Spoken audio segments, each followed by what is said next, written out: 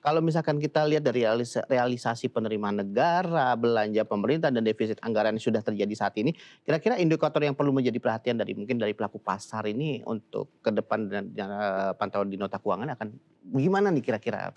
Iya, pasti ada beberapa hal ya. Mmm, Jadi yang pertama yang pasti itu adalah berapa besar nanti, gross mhm, issuance yang mhm, akan diterbitkan oleh pemerintah. Jadi oke, karena ini kan menyangkut apakah ada potensi crowding out effect. mhm, Jadi gross issuance itu adalah berapa nanti surat utang yang diterbitkan oleh pemerintah mhm, dan, bagaimana tadi target defisit. Karena kan kalau target defisit sudah disampaikan sebelumnya ya pada mmm, RAPBN 1,8 sampai 2,4.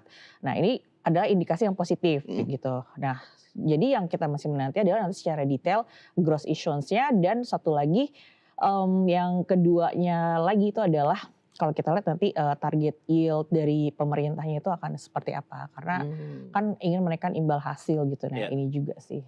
Tapi kalau kita cermati dengan pergerakan imbal hasil pasar surat utang kita, mhm. dari Mhm. Bos Dana sendiri melihat ini cukup kompetitif nggak sih? Atau justru akhirnya akan membebani cost of fund-nya sendiri dari pemerintah?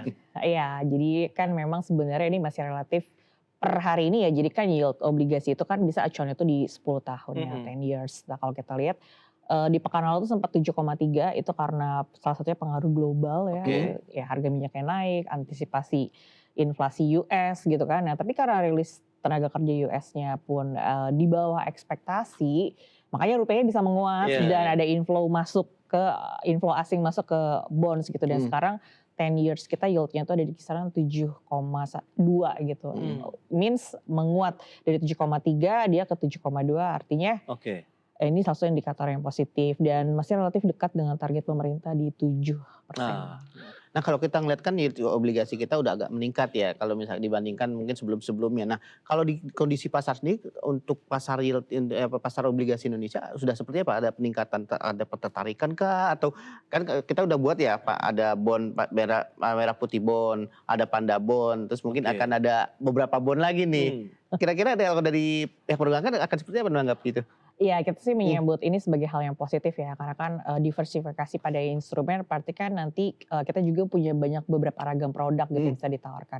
Nah, tapi balik lagi sih kalau terkait dengan Panda Bond tadi mhm, seperti mention itu kan part dari Kementerian Keuangan dan ya, juga pemerintah itu untuk menarik flow, foreign currency, mhm, valuta asing yang di mana kan itu untuk support si devisa which is itu positif gitu. mhm, Nah, terus kalau kita lihat sih, secara keseluruhan ya sebenarnya koordinasi pemerintah udah solid ya karena, Pak Purbaya sendiri dengan beberapa ragam, kebijakannya misalnya kayak sempat menaruh, SAL pemerintah gitu mhm, ya iya. balik ke perbankan yang tadinya sempat nggak boleh untuk beli bond sekarang udah diperbolehkan untuk mhm, beli. Itu adalah bentuk dari, tanggung jawab pemerintah gitu ya untuk menjaga kestabilan di instrumen di pasar keuangan dan yang kedua adalah Bank Indonesia sendiri kan mhm, memberikan insentif ada namanya swap hedging, iya, falas untuk investor asing gitu. Iya. mhm. Nah ini kalau kita lihat yang mendukung flow balik lagi investor asing masuk ke instrumen domestik.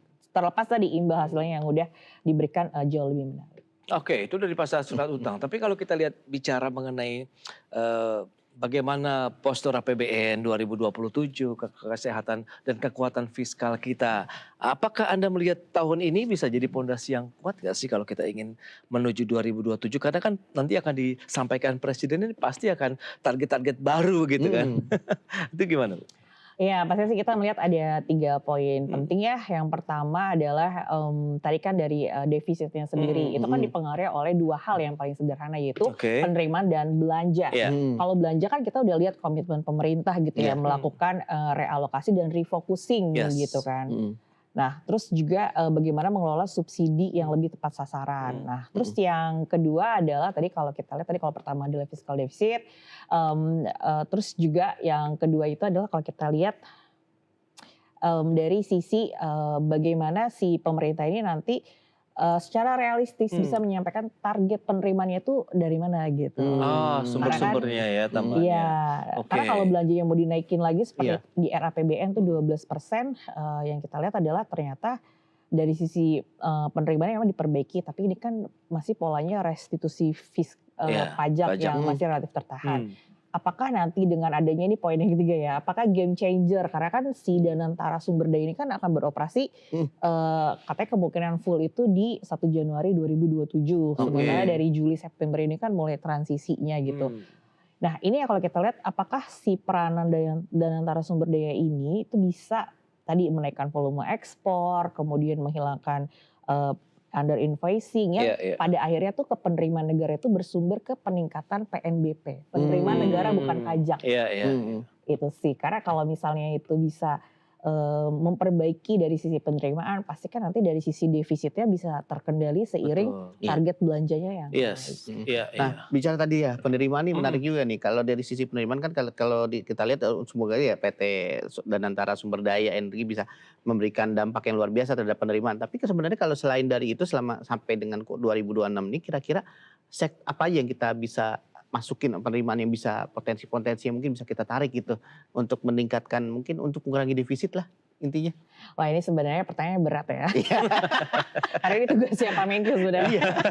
Tapi siapa tahu kan bisa memberikan masukan juga. Iya. Jadi sebenarnya sih kalau kita lihat adalah dari optimalisasi di penerimaan negara bukan pajak ya. Karena kalau hanya dari penerimaan pajak aja tuh relatif tantangannya banyak karena ada trade-off-nya. Kalau semakin menggerus dari kelompok pekerja, pasti kan middle class-nya semakin tertekan. Sementara kalau terus menaikkan pajak untuk mereka yang high net worth, itu kan juga ada potensi mereka malah kabur dari Indonesia. Banget. Jadi itu yang kalau Oke. kita lihat mungkin mengoptimalkan dari penerimaan negara bukan pajak itu sih.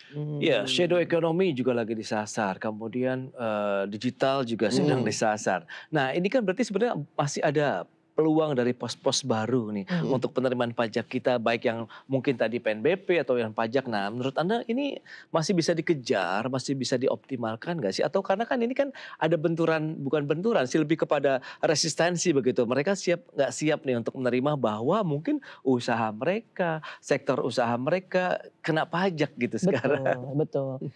Jadi kan kayak yang terbaru ini kan penerimaan negara dari pajak untuk e-commerce ini kan ditunda ya. Iya. Nah betul. sebenarnya ini katalis positif ya karena kalau saya juga sebagai pengguna e-commerce gitu ya juga suka ngedenger gitu kalau misalnya kalau hal ini diterapin itu dari sisi biaya mereka untuk menggunakan e-commerce ini menjadi tidak kompetitif gitu. Jadi kan kita sementara dengan e-commerce ini kan sangat terbantu ya baik dari sisi harga yang lebih kompetitif maupun juga dari kemudahannya.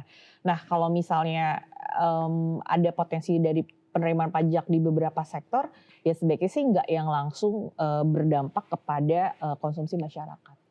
Gitu sih, karena nanti multipliernya mungkin dampaknya bisa jadi lebih sistemik kalau langsung kena ke aktivitas konsumsi masyarakat. Kontraproduktif lah ya jadinya. Iya, itu sih. Oke. Nah kalau kita lihat kan juga masih ada tantangan nih untuk mungkin ke depan ya.